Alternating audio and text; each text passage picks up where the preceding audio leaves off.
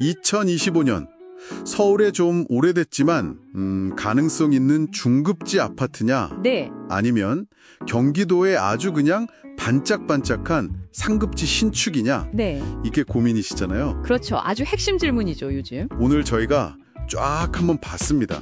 이걸로 깊이 파고 들어가 보려고 해요. 과연 데이터는 뭘 말해줄까요? 네, 오늘 그 자료들 가지고 시장 데이터부터 뭐 정책 변수, 입지, 또 미래 가치까지 좀 꼼꼼하게 짚어볼 겁니다. 네네. 목표는 딱 하나예요. 이 복잡한 정보들 속에서 핵심만 딱 뽑아서 당신이 진짜 현명한 결정 내리시도록 좀 실질적인 도움을 드리는 거죠. 좋습니다. 그럼 바로 데이터 속으로 한번 가보시죠. 네, 가보시죠. 자, 그럼 먼저 현재 시장 상황 그리고 입지부터 비교해 볼까요? 서울 중급지 구층 아파트들 예를 들면 어디가 있을까요? 영등포, 강동, 광진, 동작, 마포 이런 곳들이요. 지금 분위기 어떻습니까? 역시 이 지역들은 뭐니 해도 서울의 그 강점, 교통 좋고 이미 생활 인프라는 다 갖춰져 있고 이게 가장 크죠. 그렇죠. 기반이 탄탄하죠. 네, 자료 보니까 최근에는 그 재건축 기대감 있잖아요. 오래된 거 허물고 새로 짓는 거. 이거랑 또 전세 수요가 워낙 탄탄하니까 이게 맞물려서 가격이 계속 오르고 있더라고요. 꾸준히 오르는군요. 네, 2025년 8월 기준으로만 봐도 뭐 전주보다 0.09% 오른 것도 있고 많게는 0.46%까지 오른 것도 있고요.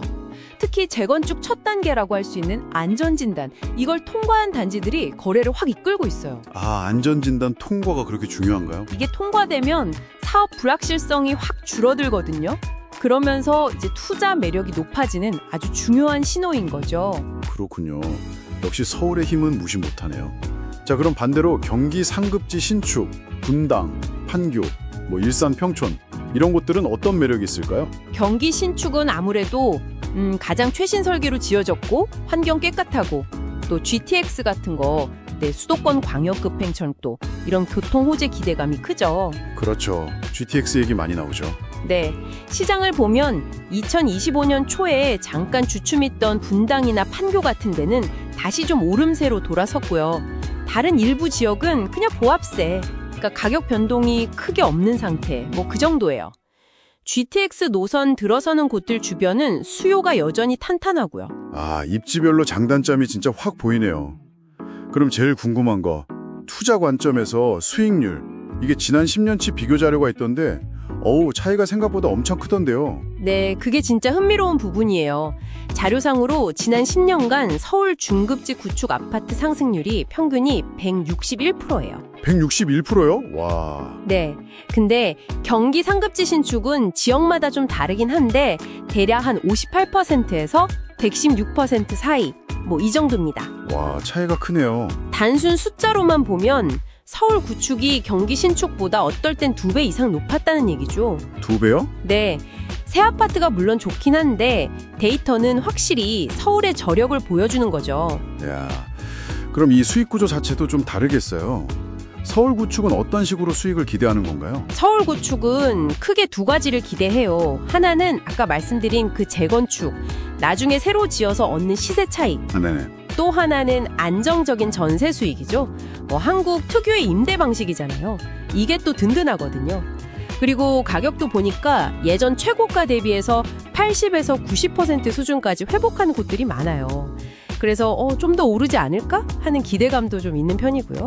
경기 신축은 그럼 좀 다른 매력이 크겠군요. 역시 새 아파트니까. 맞아요. 경기 신축은 아무래도 GTX 같은 교통혁신, 또 앞으로 새 아파트 공급이 줄 거다, 이런 예상 효과를 기대하는 거죠. 그리고 사실 그냥 그 깔끔한 주거 환경 자체에서 오는 실거주 만족도, 이게 아주 큰 장점이에요. 그렇죠. 사는 만족도가 높죠. 네.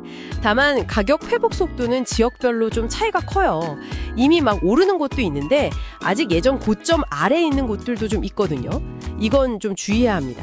그렇군요. 자, 이렇게 특징이랑 수익 구조가 다르니까 투자 전략도 당연히 달라야 할 텐데요. 근데 두 경우 모두 좀 공통적으로 신경 써야 할 부분, 이런 건 없을까요? 일단 정부 규제, 대출 조인다거나 다주택자 세금 올린다거나 하는 것들, 이건 양쪽 다 영향을 받죠. 그렇죠. 이건 공통이죠. 네. 그리고 하반기에 새 아파트 입주 물량이 좀 줄어들 걸로 예상되는데 이러면 전세 가격이 오를 수 있거든요. 아, 전세가가 또 오를 수 있다. 네, 그럼 그 전세 수요가 매매 수요로 이어질 수도 있어서 이것도 시장의 중요한 변수가 될 수 있습니다. 그렇군요. 그럼 만약에 서울 구축 아파트를 내가 좀 본다. 그러면 어떤 점을 좀 중점적으로 봐야 될까요? 핵심은 역시 입지죠.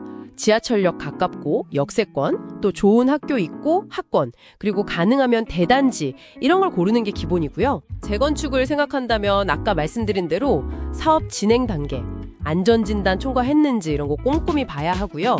뭐 추가로 집 내부 수리 상태나 주차 공간 이런 것도 가치를 높이는 요소가 될 수 있죠. 경기 신축은요? 어떤 접근이 좋을까요? 경기 신축은 역시 GTX 노선 계획이나 그 신도시 자체의 어떤 브랜드 가치 이걸 보고 들어가는 경우가 많아요. 그래서 약간 단기적인 등락보다는 좀 길게 보고 안정적인 가치 상승을 노리는 전략이 좀 더 맞을 수 있습니다. 장기 투자 관점이군요. 네. 다만 단기적으로 시장이 흔들릴 수도 있으니까 뭐 현금 확보 계획 같은 거, 유동성 계획 잘 세우고 또 정책 변화에 좀 발빠르게 대응할 준비는 해야겠죠. 알겠습니다. 자, 그럼 이 모든 분석을 싹 종합했을 때 이 자료들이 말하는 결론은 어느 쪽으로 좀 기우는 것 같나요? 자료들을 전체적으로 보면요. 현 시점에서는 그래도 서울 중급지 구축 아파트 이게 잠재적으로 좀 덜 평가됐을 가능성도 있고 또 가격 회복이랑 재건축 수익 이 두 가지를 동시에 노려볼 수 있다는 점에서 조금 더 유리해 보입니다. 아, 두 마리 토끼를 잡을 가능성. 그렇죠. 그리고 아까 말한 탄탄한 전세 수요 이것도 가격을 딱 받쳐주니까 무시 못할 장점이고요. 그럼 경기 신축은 매력이 좀 덜하다 이렇게 봐야 할까요? 꼭 그렇다기보다는요. 접근 방식을 좀 달리 봐야 한다는 의미에 가까워요. 경기 신축도 브랜드 가치나 교통망 확충 같은 건 분명히 장점이 크죠. 네, 그렇죠. 하지만 지역별로 상황 차이가 좀 크고 이미 좋은 점들이 가격에 많이 반영된 경우도 꽤 있어서요. 좀 더 신중하게 골라야 한다는 겁니다. 투자 관점에서는 뭐 다산 배분 차원에서 일부 담거나 아니면 아예 당신의 실제 생활 패턴, 뭐 라이프 스타일이나 출퇴근 거리 같은 삶의 질 이걸 최우선으로 생각하는 실거주 목적으로 접근하는 게 더 현명할 수 있다. 뭐 이런 분석입니다. 결국은 데이터도 보고 시장 흐름도 읽고 또 내 상황에 맞는 전략을 짜는 게 중요하군요. 오늘 이 서울 구축과 경기 신축 비교 분석이 당신의 결정에 정말 든든한 참고 자료가 됐으면 좋겠습니다. 네, 마지막으로 딱 한 가지 질문만 던져드릴게요. 만약에 정말 예상치 못한 정책 변화가 생기거나 아니면 뭐 금리가 갑자기 확 변동한다거나 이런 외부 충격이 오면 오늘 우리가 분석한 이 균형점을 또 어떻게 흔들릴 수 있을까요? 아, 그렇죠. 변수는 항상 있으니까요. 그리고 또 하나, 이 데이터, 숫자 너머에 있는 당신의 삶의 질, 여기에 있어서 가장 중요하게 생각하는 가치는 과연 뭘까요? 이 질문들에 대한 당신만의 답을 찾아보시는 거, 그게 아마 최종 결정을 위한 마지막 퍼즐 조각이 아닐까 싶습니다. 빠르게 변하는 시장, 정확한 정보가 경쟁력입니다. 지금 구독하고 콕부동산과 함께하세요. 부동산은 콕, 구독, 좋아요는 꼭.